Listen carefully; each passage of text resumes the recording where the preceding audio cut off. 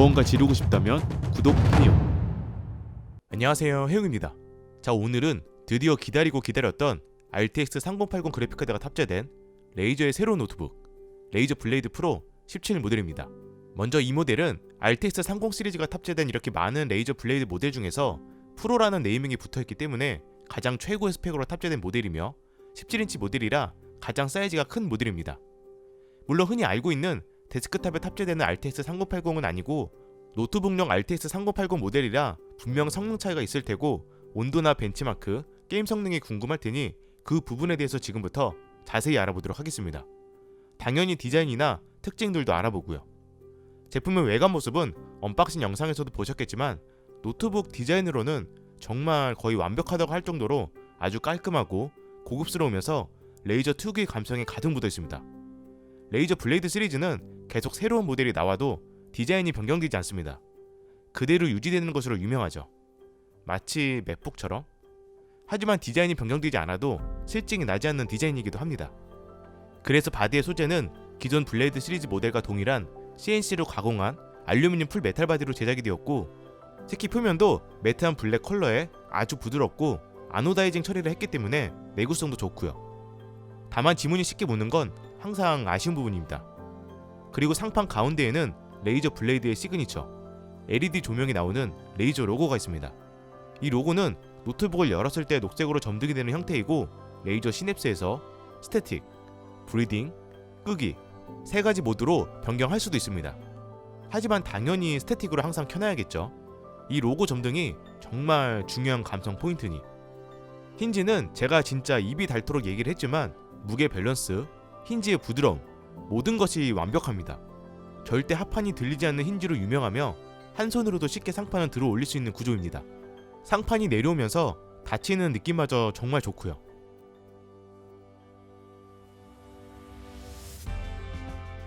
사이즈와 무게도 볼까요? 가로 395mm, 세로 260mm, 높이 19.9mm로 확실히 17인치라 사이즈는 꽤 큽니다. 그리고 무게 또한 고사양의 스펙, 풀 메탈 바디로 제작된 만큼 2.75kg으로 꽤 무겁고요.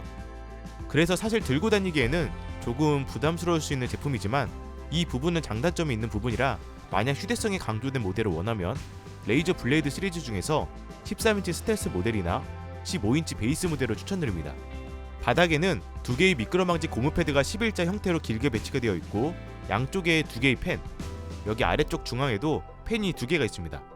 즉 총 4개의 팬이 탑재가 되었고, 베이퍼 챔버 방식이라 다른 노트북에 비해 쿨링 성능 자체는 훨씬 좋다고 볼 수 있습니다. 이 부분은 뒤에서 온도로 보여드리겠습니다. 전원 어댑터는 230W 어댑터로 기존 블레이드와 동일하며 70.5W의 배터리로 배터리 용량 자체는 살짝 아쉬운 용량입니다. 아마 배터리가 있어야 될 위치에 팬이 두 개가 있어서 배터리 용량이 줄어들지 않았을까 생각이 됩니다. 보통 다른 노트북의 경우 여기 아래쪽 전체를 배터리로 사용을 하기 때문에. 그런데 뭐 어차피 이런 고사양의 노트북을 전원 어댑터 없이 오랫동안 사용하시는 분들은 거의 없어서 이 부분은 사용자에 따라서는 크게 불편하지는 않을 것 같지만, 어찌됐든 어댑터 없이 배터리 사용 시간의 경우 밝기와 어떤 작업을 하느냐에 따라서 달라지겠지만 중간 밝기로 웹서핑 및 유튜브 감상 기준 작년 모델과 거의 동일한 평균 6시간 정도로 보시면 될 것 같습니다. 게임 플레이 시에는 약 2시간 정도로 엄청 짧고요. 자, 이번에는 포트를 보겠습니다. 좌측에는 전원 포트, 이더넷 포트, USB 3.2 Gen2 타입 A 포트 2개, 썬더볼트 3 포트 1개, 오디오 잭이 있고, 우측에는 SD카드 리더, USB 3.2 Gen2 타입 C 포트 1개, USB 3.2 Gen2 타입 A 포트 1개, HDMI 2.1 포트 1개가 있습니다. 와, 진짜 제가 포트를 보면서 놀랬던 게 이 정도면 필요한 거는 다 있는 것 같습니다. 이더넷 포트도 있고, SD카드 리더에 심지어 HDMI 2.0이 아니고 HDMI 2.1입니다. 거기에 이 제품은 최신 노트북답게 와이파이 6보다 더 빠른 와이파이 6E가 탑재가 되었고, 블루투스도 블루투스 5.2가 탑재되었습니다. 그럼 이번에는 상판을 열어서 내부를 보도록 하겠습니다. 디스플레이 상단에는 윈도우 헬로 얼굴 인식이 가능한 720p의 웹캠이 있어서 이런 식으로 바로 잠금을 해제할 수 있으며, 하단에는 레이저 텍스트 로고가 중앙에 새겨져 있습니다. 그리고 하판에는 좌우측에 위를 바라보는 형태로 각각 스피커가 탑재가 되었고, THX 오디오를 지원하고 있어서 음질은 준수한 편이지만 사실 헤드셋을 연결해서 사용을 하는 게 더 좋은 음질을 들을 수 있기 때문에 저는 헤드셋을 추천드립니다. 그래도 한번 음질을 들려드리겠습니다.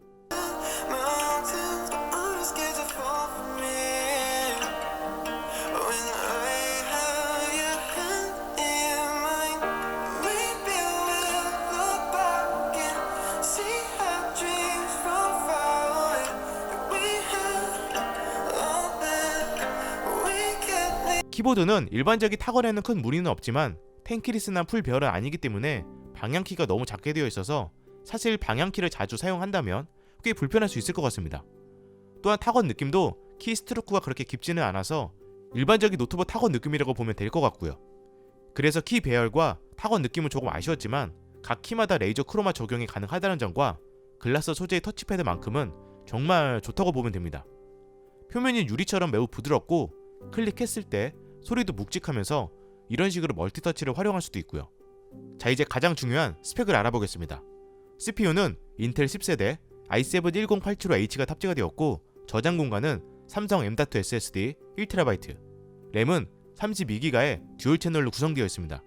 또한 디스플레이는 IPS 디스플레이, 색 영역은 어도비 RGB 100%, 밝기는 최대 420니트, 최대 주사율 120Hz를 지원하는 4K 해상도의 10포인트 터치가 가능한 고릴라 글래스 터치 디스플레이입니다. 물론 디스플레이가 180도 또는 360도 접히지 않기 때문에 터치 디스플레이가 그렇게 유용하진 않겠지만 사용자에 따라서는 분명 활용하시는 분들도 계실 거라고 생각이 되고, 글레어 패널이면서 작은 화면의 4K 해상도라 그런지 엄청 선명하고 색감이나 화질은 정말 좋습니다. 다만 논글레어 패널이 아니다 보니 빛 반사는 조심을 해야 될 것 같고요. 그래픽카드는 엔비디아 지포스 RTX 3080이 탑재되었는데 데스크탑과 동일한 그래픽카드는 아니고 노트북 GPU입니다.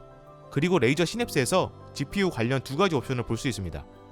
엔비디아 옵티머스 기술이라고 보이는데 이건 전력 절감 및 효율 증대를 위해서 내장 그래픽으로 바꾸는 옵션입니다.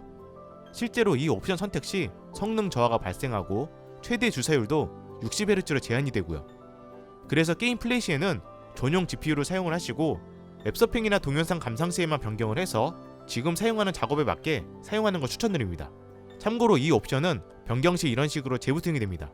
그럼 이제 벤치마크 수치와 게임 성능을 보도록 하겠습니다.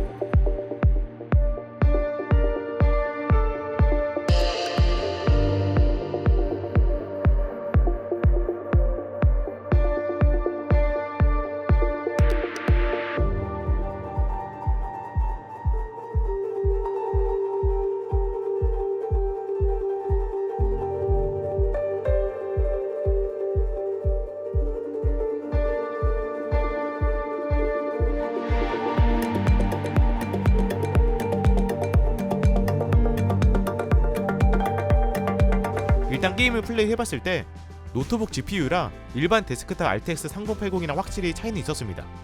게임에 따라서 풀옵션 4K 해상도로 높은 프레임이 가능한 게임도 있었지만 대부분 60프레임을 넘기기 어렵기 때문에 고사양의 게임의 경우 옵션 타협이 필요해 보였고 최대한 높은 프레임으로 플레이를 하고 싶다면 QHD 해상도로 내려서 플레이를 해야 그나마 최대 주사율을 뽑을 수 있었습니다.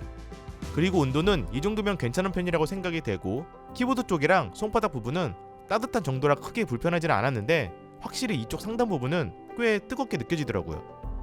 게임 플레이 시 팬 소음도 생각보다 꽤 느껴지긴 했습니다.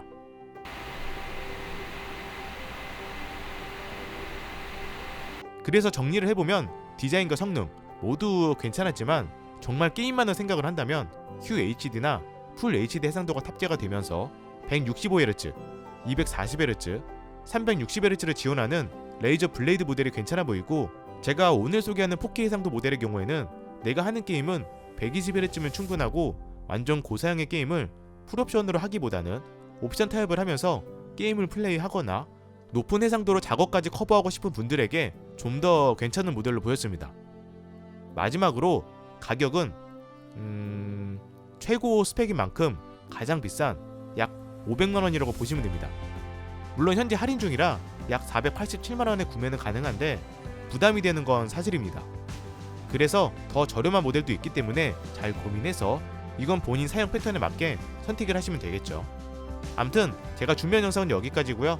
저는 또 새로운 리뷰 영상으로 찾아뵙도록 하겠습니다. 이상 희영이었습니다. 감사합니다.